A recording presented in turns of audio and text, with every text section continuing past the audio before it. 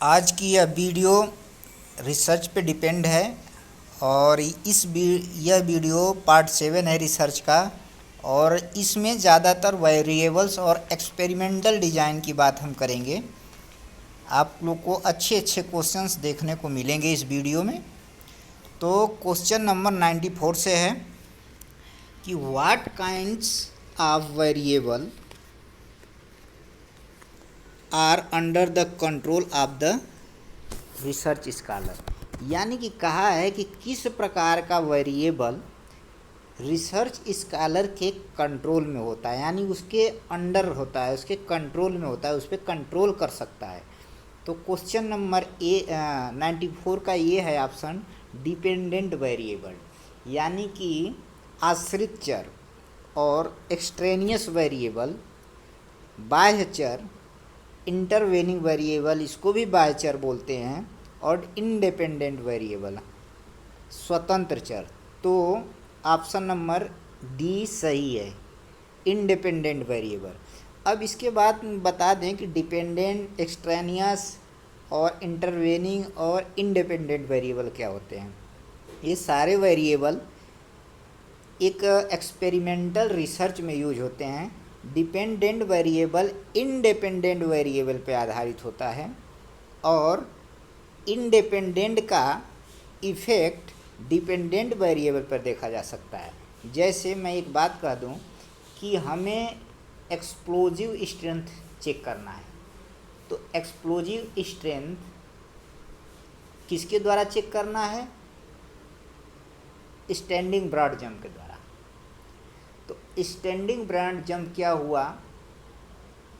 एक independent variable हुआ और एक्सप्लोजिव स्ट्रेंथ डिपेंडेंट वेरिएबल हुआ। अब हमें पॉल्यूमेट्रिक ट्रेनिंग का प्रभाव एक्सप्लोजिव स्ट्रेंथ पे देखना है। तो जो पॉल्यूमेट्रिक ट्रेनिंग हो गई वो इंडिपेंडेंट वेरिएबल हो गई और डिपेंडेंट वेरिएबल एक्सप्लोजिव स्ट्रेंथ हो गई। यानी कि जितनी हम ट्रेनिंग करेंगे, मॉडिफाई करेंगे, उतने हमारे एक्सप्लोजिव स्ट्रेंथ पे उसका इफ़ेक्ट पड़ेगा। बाह्य वेरिएबल क्या होते हैं कि इन इंडिपेंडेंट और डिपेंडेंट वेरिएबल के बाहर से जो फैक्टर प्रभावित करते हैं उनको बोलते हैं एक्सट्रेनियस वेरिएबल। तो इसमें ऑप्शन नंबर डी सही है।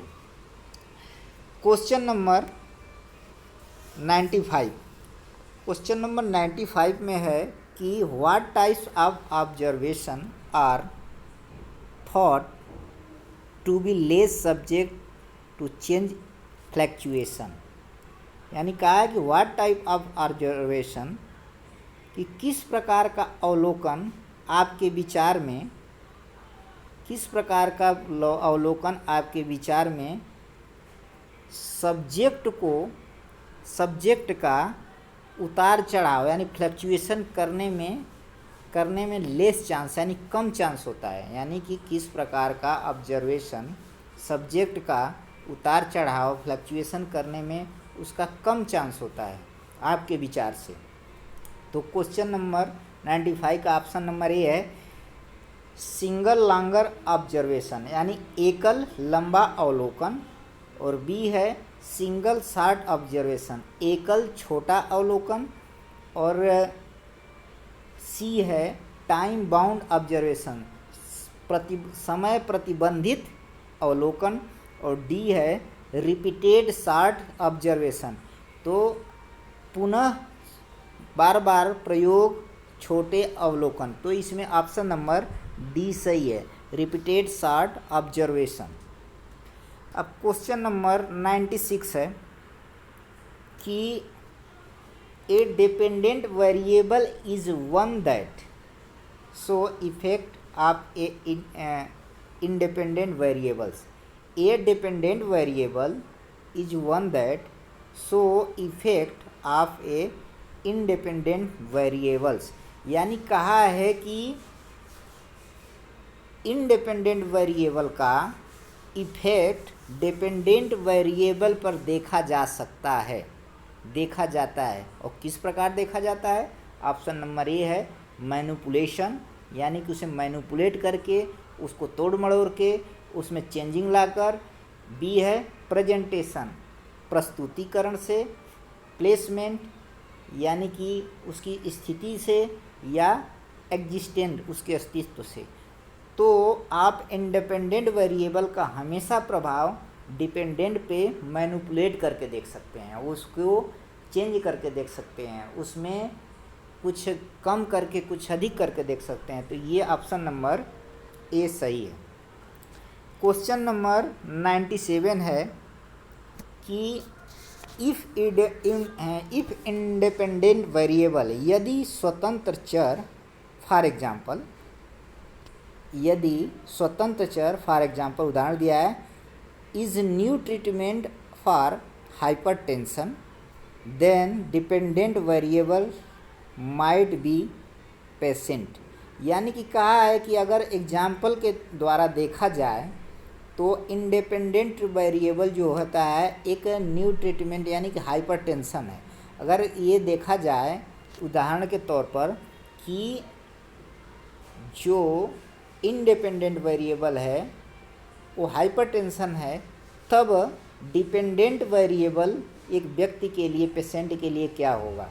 Cardiac output. Cardiac output hypertension से रिलेटेड नहीं है।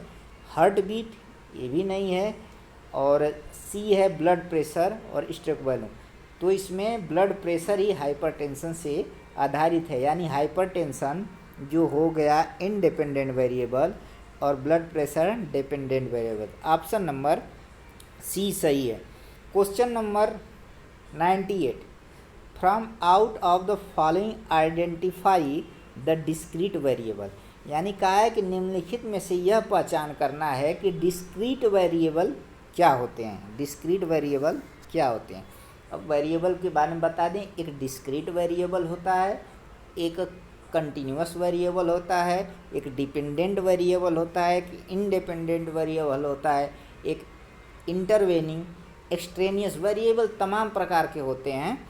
तो हम यहाँ पे डिस्क्रीट वेरिएबल की बात करते हैं। डिस्क्रीट वेरिएबल जिसे कंप्लीट नंबर में लिखा जाए, उसको पॉइंट में लिखा जाए, उसको बोलते हैं डिस्क्रीट वेरिएबल। कंप्लीट नंबर जैसे 1 2 3 4 5 6। और कंटिन्यूअस वेरिएबल जिसे पॉइंट में लिखा जाए, जैसे 1.5 14.1। तो ये जो पॉइंट में हम लिखने का काम करते हैं उसको कंटिन्यूअस वेरिएबल बोलते हैं, और जो कंप्लीट नंबर में लिखते हैं उसको डिस्क्रीट वेरिएबल बोलते हैं। तो इसमें पूछा है कि निम्नलिखित में से कौन सा डिस्क्रीट वेरिएबल है? तो ऑप्शन नंबर ए है हाइट। हाइट को भी हम पॉइंट में लिखते हैं। जैसे किसी व्यक्ति की हाइट 1.5 मीटर, तो VO2 मैक्स भी हम पॉइंट में लिखते हैं। और 100 मीटर को भी हम पॉइंट में उसकी टाइमिंग को लिखते हैं पॉइंट में 9.63 सेकेंड। तो ऐसे हम पॉइंट में लिखते हैं। लेकिन डिप्स जो है, पुशअप डिप्स जिसे बोलते हैं, वो पॉइंट में हम नहीं लिखते हैं, उसे 1 2 3 काउंट में लिखते हैं। तो इसलिए ऑप्शन नंबर बी सही है। Question number 99, all experimentation is precede by a. मैंने जितने भी एक्सपेरिमेंटेशन है, एक्सपेरिमेंट है, वो किसके द्वारा प्रीसीड किए जाते हैं? किसके द्वारा प्रीसीड किए जाते हैं? तो क्वेश्चन नंबर 99 में है option A library search. Library के सर्च के द्वारा, लाइब्रेरी सर्च के द्वारा एक्सपेरिमेंटल रिसर्च नहीं होता है। लिटरेचर सर्च, साहित्य खोज, इसके द्वारा नहीं होता है। सैंपल सिलेक्शन, हाँ सैंपल सिलेक्शन थोड़ा सा इसमें वैल्यू रखता है। बट स्टैटिस्टिकल हाइपोथेसिस यानी सांख्यिकी परिकल्पना ही इसके लिए बहुत महत्वपूर्ण है। तो सभी एक्सपेरिमेंटल रिसर्च में स्टैटिस्टिकल हाइपोथेसिस ही प्रीसीड की जाती है। तो ऑप्शन नंबर डी सही है। अब क्वेश्चन नंबर 100 है, what is the hallmark of all experimental research. कहा है कि एक्सपेरिमेंटल रिसर्च की विशेषता क्या है? What is the hallmark of experimental research, सभी एक्सपेरिमेंटल रिसर्च, प्रयोगात्मक रिसर्च की विशेषता क्या है? तो इसमें ऑप्शन नंबर ए है एक्यूरेसी, यानी अचूकता जिसे बोलते हैं। बी है प्रिसाइसन माने यथार्थ, यथार्थ मतलब सत्यता। जितने एक्सपेरिमेंटल रिसर्च हैं उसमें सत्यता, क्योंकि मॉडिफाई करके हम कोई सत्य चीज़ की ढूंढते हैं।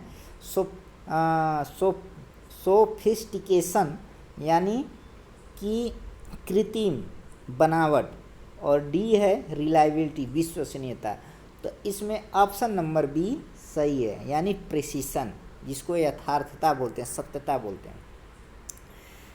क्वेश्चन नंबर 101 है, 101। विच of the following is called the blueprint of procedure in experimental research, यानी कहा है कि निम्नलिखित में से एक्सपेरिमेंटल रिसर्च के प्रोसीजर को ब्लूप्रिंट कहते हैं। यानी निम्नलिखित में से किसे एक्सपेरिमेंटल रिसर्च के प्रोसीजर को, प्रक्रिया को ब्लूप्रिंट कहते हैं? तो ऑप्शन नंबर है डिज़ाइन, इंस्ट्रूमेंट उपकरण, लेबोरेटरी कंट्रोल प्रयोगशाला नियंत्रण, और वेरिएबल भिन्नताएं। तो जो ब्लूप्रिंट की बात अगर किया है, ब्लूप्रिंट प्रोसीजर की एक्सपेरिमेंटल रिसर्च की, तो इसको डिज़ाइन को बोलते हैं। डिज़ाइन को ही एक्सपेरिमेंटल रिसर्च प्रोसीजर का ब्लूप्रिंट बोलते हैं। तो ऑप्शन नंबर ए सही है। क्वेश्चन नंबर 102, इसमें है as a major principle of experimental design replication means that the experiment be, यानी कहा है कि as a major principle of experimental design, यानी कि जैसा कि एक मुख्य एक्सपेरिमेंटल डिज़ाइन का सिद्धांत है, जैसा कि एक मुख्य एक्सपेरिमेंटल प्रयोगात्मक डिज़ाइन का सिद्धांत है रिप्लिकेशन, रिप्लिकेशन यानी पुनः बार बार बार बार एप्लीकेशन कर रहा है। That means that the experiment be, मतलब कि उसका बार बार अप्लाई करना। तो उसका अर्थ क्या हो सकता है? तो इसमें ऑप्शन नंबर में ए दिया है, carried out with outmost control on variable, यानी कि जितने वेरिएबल हैं उनको कंट्रोल करना। बी है रिपीटेड मोर देन वंस, यानी एक से अधिक बार बार प्रयोग करना, रिपीट करना। फिर सी है procedurally in line with recent trend, और डी है फ्री ऑफ एनी इनएविडेंट और डेलिब्रेट एरर्स। तो ऑप्शन नंबर इसमें बी सही है। रिप्लिकेशन का मतलब होता है मीन्स कि बार बार, एक से अधिक बार प्रयोग करना, अप्लाई करना, रिपीट करना। अब question number 103, which of the following is peculiar to experimental research, यानी कि कहा है कि निम्नलिखित में से विशेष रूप से एक्सपेरिमेंटल रिसर्च है, यानी कि एक्सपेरिमेंटल रिसर्च विशेष रूप से निम्नलिखित है। इनमें, या ये भी कह सकते हैं कि इनमें से कौन विशेष रूप से एक्सपेरिमेंटल रिसर्च है? तो ऑप्शन नंबर ए है रैंडम सिलेक्शन ऑफ सब्जेक्ट, यानी कि जो सब्जेक्ट हैं उनका रैंडमली सिलेक्शन करना। स्टैटिकल टेक्निक, सांख्यिकी तकनीकी, और सी है रिसर्च रिलायबिलिटी, अनुसंधान की विशेषताएं, और डी है एप्लीकेशन ऑफ ट्रीटमेंट, यानी कि ट्रीटमेंट का एप्लीकेशन। तो ऑप्शन नंबर डी सही है, क्योंकि एक्सपेरिमेंटल रिसर्च हमेशा काज एंड इफेक्ट की बात करता है, एक का प्रभाव एक दूसरे पे देखता है। क्वेश्चन नंबर 104 है कि in a static group comparison, यानी स्टैटिक ग्रुप कंपैरिजन, जैसे में एक ट्रीटमेंट ग्रुप हो गया और एक एक्सपेरिमेंटल ग्रुप हो गया, एक ट्रीटमेंट ग्रुप हो गया, एक कंट्रोल ग्रुप हो गया। कोई रिसर्च में अगर दो ग्रुप हैं, एक ट्रीटमेंट जिसको ट्रेनिंग दी जा रही है, एक कंट्रोल ग्रुप जिसको ट्रेनिंग नहीं दी जा रही है, तो इसको बोलते हैं स्टैटिक ग्रुप कंपैरिजन। इसको बोलते हैं स्टैटिक ग्रुप कंपैरिजन। तो इसमें कहा है कि in static group comparison study that treatment factor to be given experimental group, to be given experimental group. तो इसको हम बता दें कि ऑप्शन नंबर दिया है कि बिफोर प्री टेस्टिंग, यानी प्री टेस्टिंग टेस्टिंग से पहले, आफ्टर पोस्ट टेस्टिंग यानी टेस्टिंग के बाद, और in between pre and post testing यानी कि प्री और पोस्ट टेस्टिंग के बाद बीच में, और नो वेयर। तो ऑप्शन नंबर डी सही है। इसमें जो स्टैटिक ग्रुप होता है एक्सपेरिमेंटल का कंपैरिजन करते हैं, उसमें न प्री करते हैं न पोस्ट बीच में करते हैं, इसमें अप्लाई नहीं होता है ट्रीटमेंट फैक्टर की बात क्या है। अब क्वेश्चन नंबर 105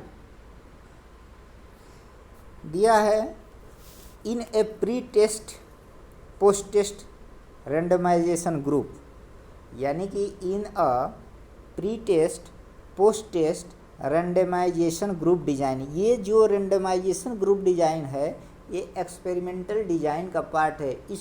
ऐसी डिज़ाइन को करके, निर्माण करके, यानी ब्लूप्रिंट तैयार करके हम एक्सपेरिमेंट करते हैं। तो कहा है कि in a pre test post test randomization group design 2 or more group are created by, यानी कि कहा है कि इन एक प्री और पोस्ट रेंडमाइजेशन ग्रुप डिज़ाइन में 2 या 2 से अधिक ग्रुप किसके द्वारा क्रिएट करते हैं, बनाते हैं। तो इंडिविजुअल चॉइस, व्यक्तिगत चॉइस के अकॉर्डिंग, अलॉटमेंट आवंटन के अकॉर्डिंग, और सी है रैंडम असाइनमेंट के अकॉर्डिंग, और सिलेक्शन के अकॉर्डिंग। तो इसमें ऑप्शन नंबर सी सही है, रैंडम असाइनमेंट के अकॉर्डिंग हम 2 या 2 से अधिक ग्रुप को बनाते हैं रेंडमाइजेशन ग्रुप डिज़ाइन में। क्वेश्चन नंबर 106 है कि a selected group of subject contributes a large sample only if it has more than, यानी कहा है कि एक सेलेक्टेड ग्रुप ऑफ सब्जेक्ट, एक सब्जेक्ट का जो ग्रुप सेलेक्ट करते हैं, समूह सेलेक्ट करते हैं और निर्माण करते हैं, उसमें जो सैंपल होता है, सैंपल इंडिविजुअल का सैंपल होता है, वो मोर देन होना चाहिए। किससे ज़्यादा होना चाहिए? जब हम कोई सैंपल को कलेक्ट करते हैं कोई टेस्ट के लिए, तो उसमें कितना सैंपल होना चाहिए? 30 इंडिविजुअल यानी 30 होना चाहिए, 20 होना चाहिए। एडुक्वेट नंबर ऑफ इंडिविजुअल, पर्याप्त मात्रा में इंडिविजुअल होने चाहिए, या अराउंड 30 इंडिविजुअल यानी कि 30 के आसपास इंडिविजुअल। तो ऑप्शन नंबर ए सही है। जब कोई हम सैंपल लेते हैं तो अगर 30 से आपका कम इंडिविजुअल हैं तो आपका रिसर्च रिलायबल नहीं माना जाएगा, इसलिए 30 हो या 30 से ऊपर हो। क्वेश्चन नंबर ए सही, ऑप्शन नंबर ए सही है। क्वेश्चन नंबर 107 107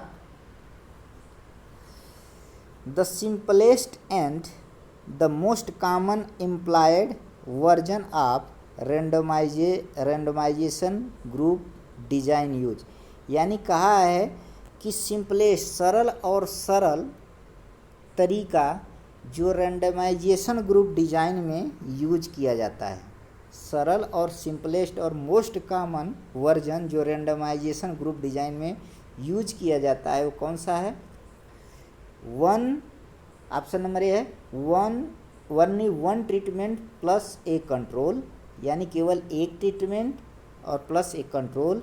बी है only one treatment and no control, केवल एक ट्रीटमेंट करते हैं, कोई कंट्रोल नहीं होता है। सी में है वन कंट्रोल टू ट्रीटमेंट, यानी कि केवल एक कंट्रोल करते हैं, 2 ट्रीटमेंट देते हैं। और डी है ओनली एक कंट्रोल एंड नो ट्रीटमेंट, तो इसमें 107 का ऑप्शन नंबर ए सही है। Only one treatment plus one control, केवल एक ट्रीटमेंट देते हैं और एक कंट्रोल करते हैं। क्वेश्चन नंबर 108 है। क्वेश्चन नंबर 108 की बात करते हैं। The Solomon 4 and 3 group design.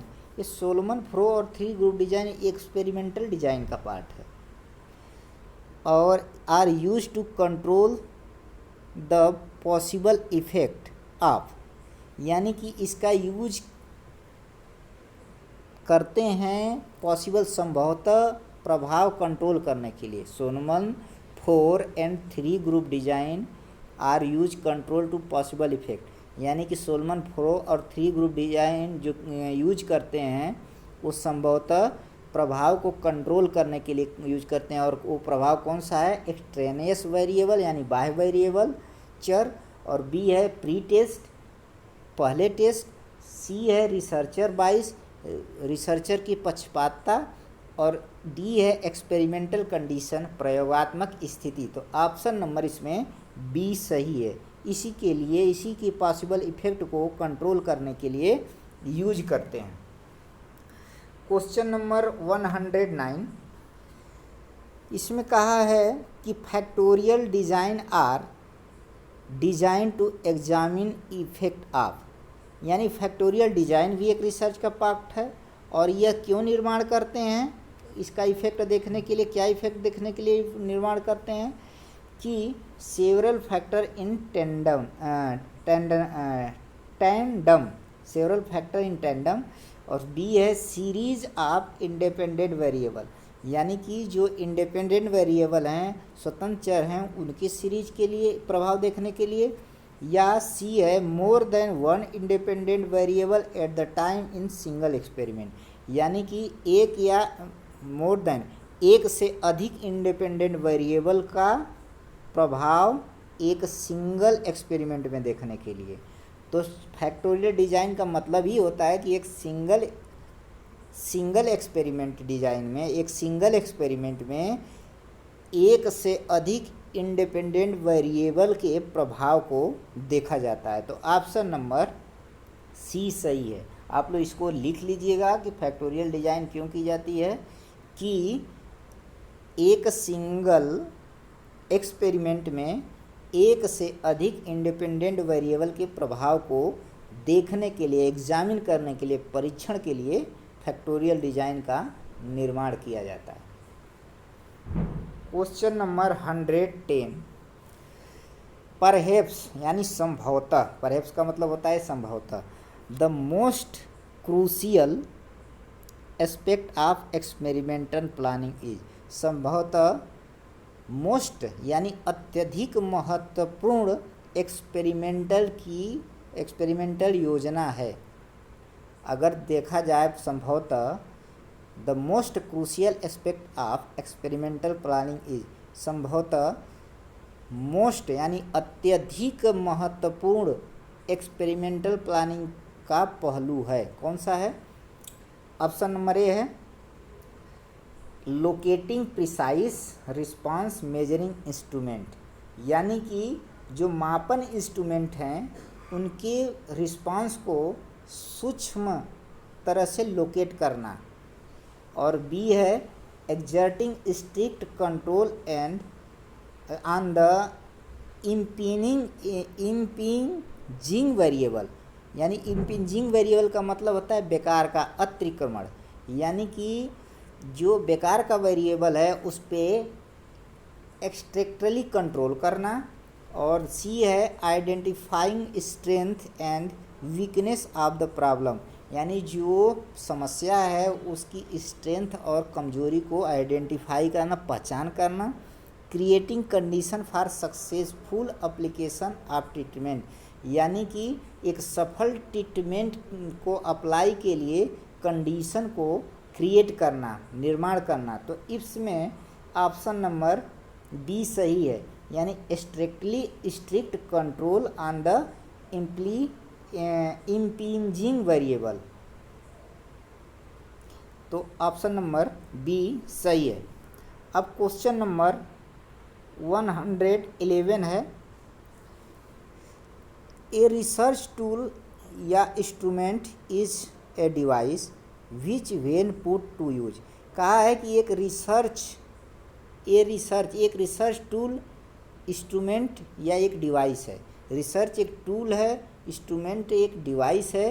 Which when put to use, हम इसे कब यूज करते हैं, कब इसको यूज में लाते हैं। तो ऑप्शन नंबर ए है gives out some measurable score called datum. कब यूज में लाते हैं? ऑप्शन नंबर ए कि gives out some measurable score called datum. जो मेजरेबल स्कोर हैं उसको मेजर करना और उस स्कोर को डाटम कहते हैं। ऑप्शन नंबर बी है act as starting point for an experiment, यानी कि जो एक एक्सपेरिमेंट है उसके स्टार्टिंग पॉइंट पर एक्ट करना। और सी है एनालाइज सब्जेक्ट फिजिकल या मेंटल स्टेट, यानी सब्जेक्ट के भौतिक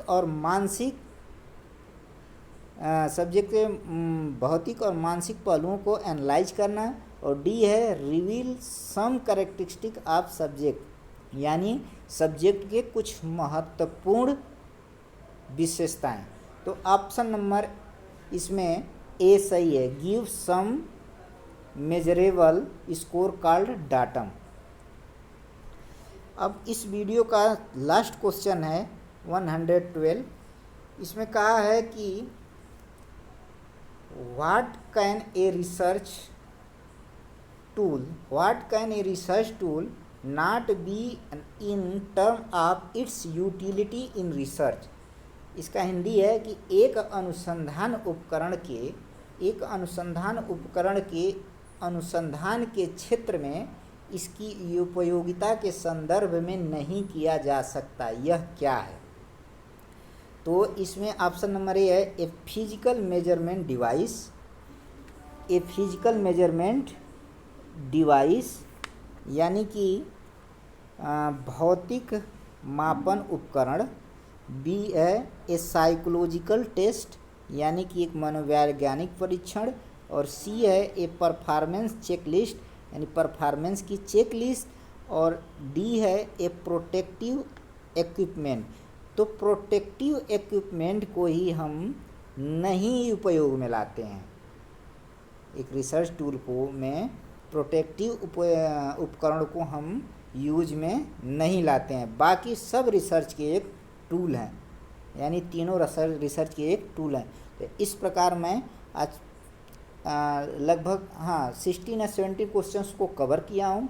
और ये आपके नेट के पर्पज़ से बहुत ही इम्पॉर्टेंट क्वेश्चंस हैं और अक्सर ये क्वेश्चन आते रहते हैं।